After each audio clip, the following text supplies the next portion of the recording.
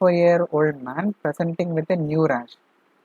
He takes off his shirt and raises his arms while you are in OPD, and he shows you in the left axilla a hyperpigmented velvety plot. So this is the pointer for the diagnosis for us. So velvety thing, and the diagnosis becomes acanthosis nigricans. But here the examiner is not asking just for the diagnosis, but there is yet another level of question which is being asked, that is, which are the following medical conditions would you consider? So the examiner expects you to know the associations of acanthosis nigricans. So options given are hepatitis B virus, diabetes, kidney stones and hypertension.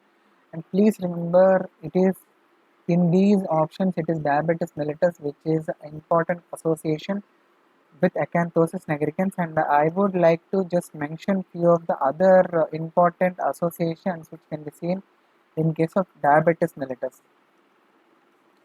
and they are diabetic dermopathy. Of course, as given in the question, it is acanthosis nigricans and granuloma annulare. And yet another important condition which you all have to know about, necrobiosis lipoidica diabeticorum. And also one more important point is, all these conditions whichever I have mentioned till now, all of these are non-infectious dermatological diseases which are associated with diabetes. But also please remember that even certain infections like candida and bacterial pyodermas are also associated with diabetes mellitus. So let's move on to the condition. Clinically, how does acanthosis nigricans manifest is like this texture. This is particularly called as a velvety texture, seen most commonly in the neck folds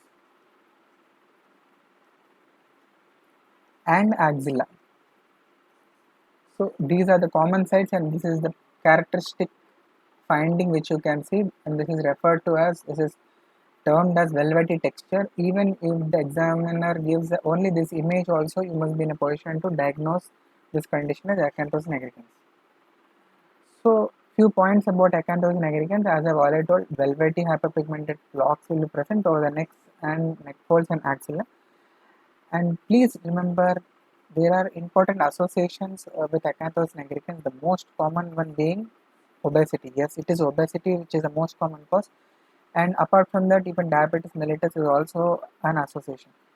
And what is the thing which is important in the pathogenesis of acanthosis nigricans and its development is insulin-like growth factor IGF-1, which will lead to the increased epidermal keratinocyte proliferation. So it is the keratinocyte proliferation which is responsible for this acanthosis nigricans.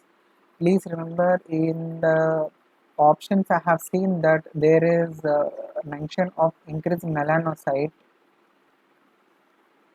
numbers or activity, but please remember, acanthosis nigricans, there won't be any increased melanocyte numbers or activity. So there is only increased epidermal keratinocyte proliferation. So I want you to remember this point, which is very, very crucial, and I have seen few questions in few exams, this option was given melanocyte number, but please remember it is not the responsible one. Even I will highlight this. Yeah. And there is yet another point which is important. It is fibroblast growth factor receptor 3 mutations which are seen in the case of acanthosis nigricans, and even these mutations are also seen in the case of seborrheic keratosis nigricans. It is also seen that few individuals who are having gastric adenocarcinoma as a malignancy were also having this condition of acanthosis nigricans. But in these individuals, it was noted that even the palms were involved and they were having tripe palms. That is, there will be similar type of velvety texture and pigmentation over their palms. And if you see such clinical feature of involvement of palms, then always you need to check whether the patient has any associated GI malignancies and in particular gastric adenocarcinoma. Okay, and there is yet another syndrome which I am damn sure that you all have already read it in gynecology, that is Haran syndrome. It is hyperandrogenism, insulin resistance, and of course AN is acanthosis nigricans.